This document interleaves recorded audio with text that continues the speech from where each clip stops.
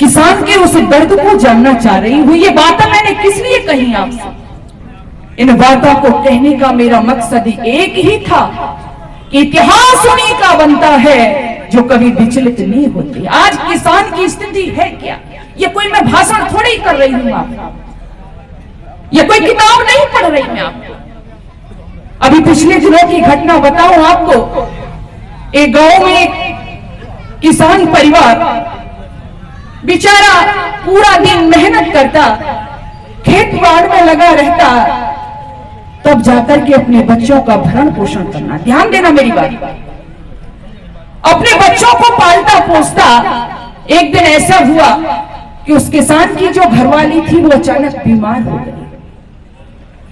जब घरवाली बीमार हो गई, घर पे आया, मेहनत कर रहा था खेत में छोड़ करके, देखा घरवाली बहुत ज्यादा बीमार है।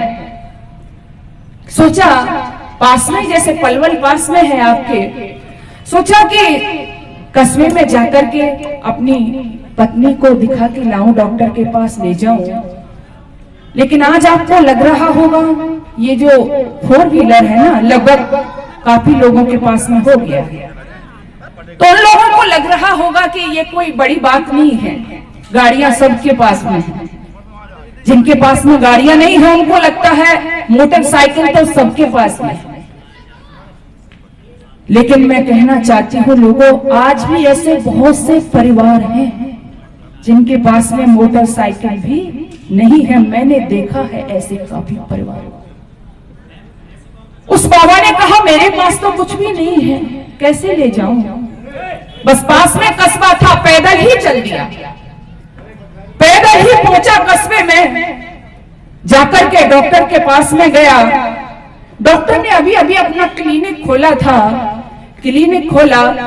बाबा उसके पास में गया और हाथ जोड़ करके कहने लगा, डॉक्टर साहब मेरे साथ चलिएगा, मेरे घर पर मेरी घरवाली बहुत ज्यादा बीमार है।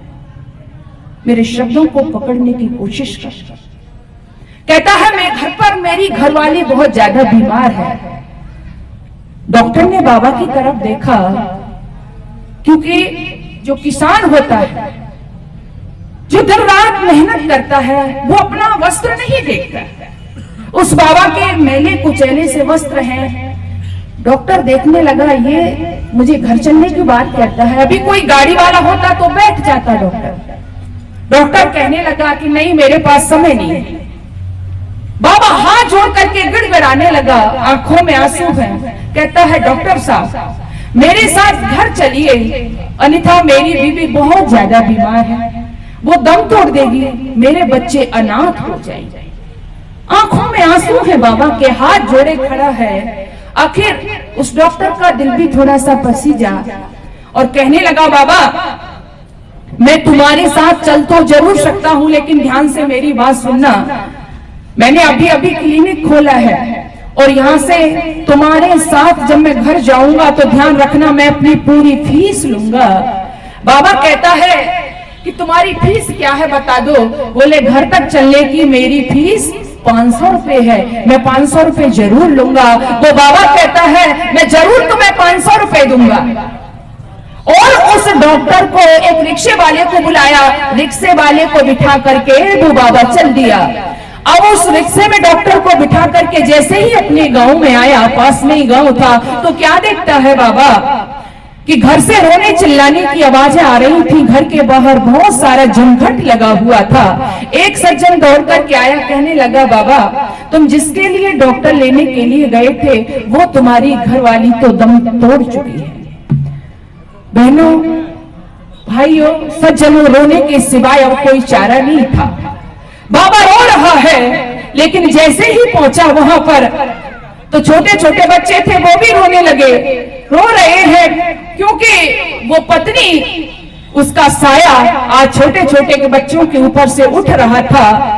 वो पत्नी हमेशा के लिए इस दुनिया से जा रही थी, रोने लगा। लेकिन जो बात मैं आपसे कहना चाह रही हूं किसानों, जब ये स्थिति वहां पर बनी हुई है तभी ऐसा कोई 10-15 मिनट का समय हुआ होगा जो किसान जिस डॉक्टर को लेकर के आया था वो डॉक्टर धीरे धीरे निकल कर के आता है और जहां पर बाबा बैठा हुआ था वहां पर कंधे पर एक चपत लगाता हुआ हल्के से कहता है, बाबा मेरे जाने का समय हो गया है।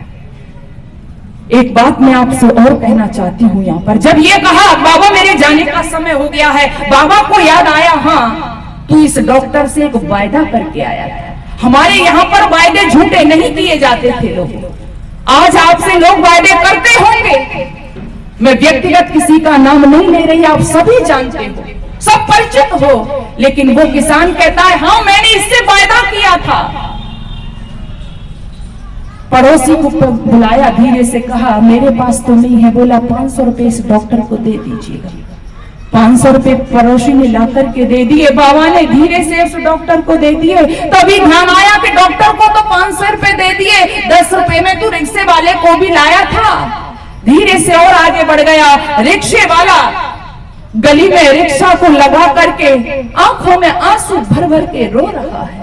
बाबा उसके पास में गया, जाकर के 10 रुपए उस रिक्शे वाले को देते हुए कहता है कि ले भाई मैं तुझे भी तय करके लाया था, तू भी अपने 10 रुपए ले ले। तो अब मेरी बात को ध्यान से सुनना, वो रिक्शे वाला अनपढ़ गंवार जिसको हम बोल सकते हैं और बोलते हैं, वो रिक्शे वाला कहता है कि बाबा मैं गरीब तो जरूर हूँ, मैं अनपढ़ तो जरूर हूँ, मगर लाश के ऊपर खाने वालों में से नहीं हूँ। ये 10 रुपए भी उस पढ़े लिखे डॉक्टर को दे दे ताकि उसका पेट भर जाए। अब आप मुझे बताओ कि इस देश में पढ़े लिखे लोग ज्यादा अच्छे हैं या अनपढ़ लोग ज्यादा अच्छे हैं? चौधरी चरण सिंह एक बात कहा करते थे कि पढ़े लिखे बेईमान अफसर से अनपढ़ गांव का किसान लाख गुने ज्यादा अच्छा है।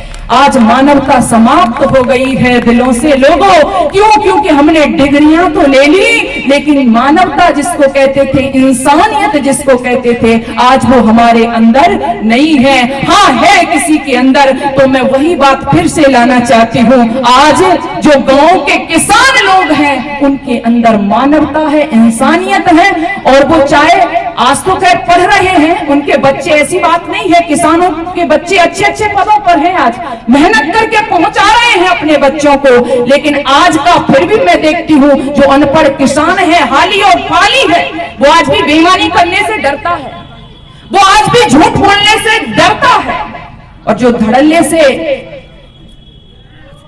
ये जो नई नई तरीके से धन कमाने के जो रोज नए नए राज निकालते हैं ना, ये सब के सब पढ़े लिखे हैं अफसर लोग। किसी को बुरा लग सकता है लेकिन सच्चाई यही है। इसलिए आओ किसानों, मैं आपसे फिर आज आह्वान करना चाहती हूँ। आज तो मैं कई बार सुनती थी जी, इस देश का किसान खुशहाल होगा तो देश आगे बढ़ेगा। मुझे भी बड़ा अच्छा लगता था, किसानों को सुना जा रहा है, किसानों के हित में लड़ाई शायद लड़ी जाएगी, किसान अपनी फसल उगाता है, शायद इसको ये अधिकार मिलेगा।